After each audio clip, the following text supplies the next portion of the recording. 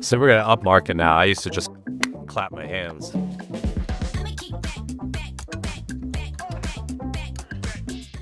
Welcome to episode 2 of the Edible Indy editions of Back of House. So we are here on the north side of Indianapolis, which is a huge compliment to you guys because this will be our first episode north of 465. We are here with Braedon Kellner, Tom Main of Freelands Restaurant in Carmel. Tom and Braedon are both associated with Tinker Street, which is a well-known restaurant in downtown Indianapolis, which I've been to many times. It's been around for quite a while. And now you guys have moved up to the north side. Tell me why. I was approached. Tinker Street had been closed for COVID for quite a while.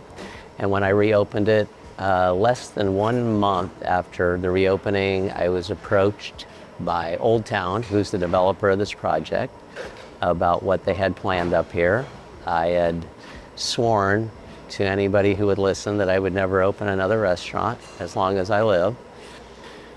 That never thing could come back and haunt you, is what I'm going to say. So, but then they explained to me what the community was going to be like, which is, this is a community, and there's housing for 32 adults with developmental disabilities, many of them living on their own. And Old Town had created a foundation that is working with that population, but also that has a garden, large garden that I'm going to point, it's this way. So that kind of attracted to you. There's more than just a food vibes, community vibe as well. Yes. Yeah.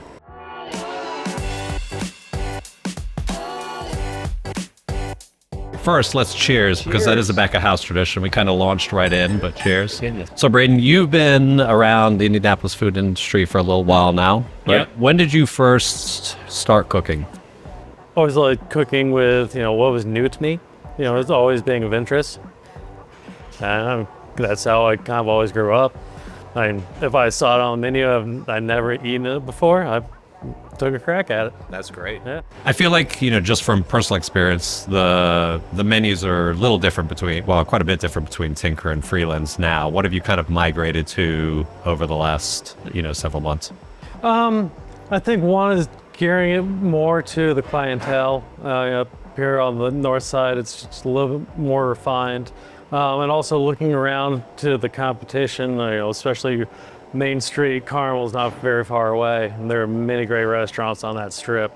So I just doing what I can do to, stand out. Now, Tinker Street had kind of a strong leaning towards, I don't want to say veg, but emphasis on vegetarian, vegan, and so forth. It was very friendly. Do you have the same vibe up here, or because we're kind of a little further north, are we a little more mainstream? No, I'm still keeping that vibe alive. It just goes with the concept of being very seasonally produce driven. Yeah. For me and Tom, we talk a lot, we like smaller bites of things. Like if we sat down and ate a 12-ounce steak, I would be bored after 4 bites. Yeah. Because it's just the same thing. So we really just like to keep, just small bites of, take a bite of this, take a bite of that, and you get different experiences throughout the same dish. So as far as, future for this restaurant, what do you guys see doing from here? Are you going to open a third one, other locations, or is this going to be a one-off? Tim, that was a very mean question. I know, I'm sorry. No, I think just really getting focused. I part of this journey was, Braedon texting me on that 10th anniversary meant an awful lot to me. I felt so grateful to have him back in my life. Didn't know he wanted to cook.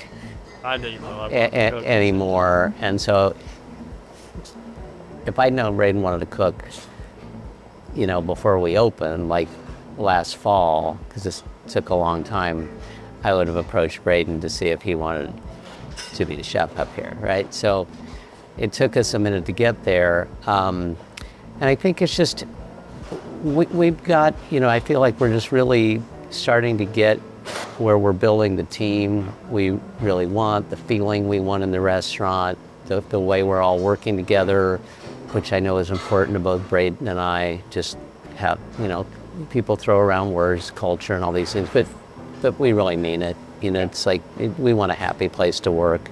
I think that's the kind of thing that translates, from the back of the house into the front of the house, which is obviously what's important, right? You can, it's the fact that you've had Tinker Street for 10 years, you kept it open through the pandemic, shows I think an openness to be flexible, that you put, your staff first, that they're happy working for you, and that, that if there are problems, you're willing to address them. And, and then I think that translates into the experience for the people who are coming to the restaurant, right? So that food has to translate all the way through from, back there in the kitchen where we can hear them clanking away, making great stuff, to sitting at a table here and really experiencing that food.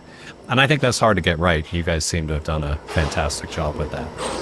Well, I hope they at Tinker Street in here like working with me. I don't know. It's like when people tell you you're a good parent, and you go, "Oh, you're a good dad, Tim. You're a good dad, Tom." And I'm going, I don't think I should be the judge of that. You probably should talk to my kids and see, what they have to say about this. And well, if you want to go off camera, I'll talk to Braedon without you can talk to Braedon and the rest of the team. I'll go back to the back there. It's what you hope. I mean, it's like that again, because everybody has choices, Sure. and so, you need to give them a safe place to be as best you can.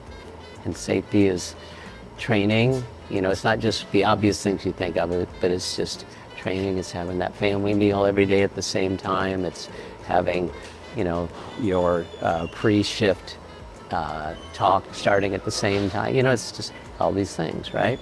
Yeah. And so that they can count on every day. You want them to understand the food and care about it as much as you guys do. Yeah. And I think that's great. But the hospitality part, that umbrella, it really, I mean this sincerely, and we all do this, like going, that starts between each other. And that's what you're talking about, how that translates you to the guest. You hope that does, but at the same time, if we're not good to each other, then...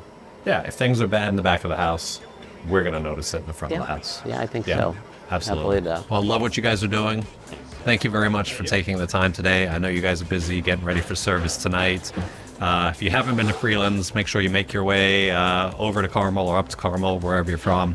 And I look forward to coming in for some escargot. Cheers. Thank you. Yeah. Hey, Cheers, guys. Thanks for supporting us for 10 plus years. Thank you. You guys deserve it.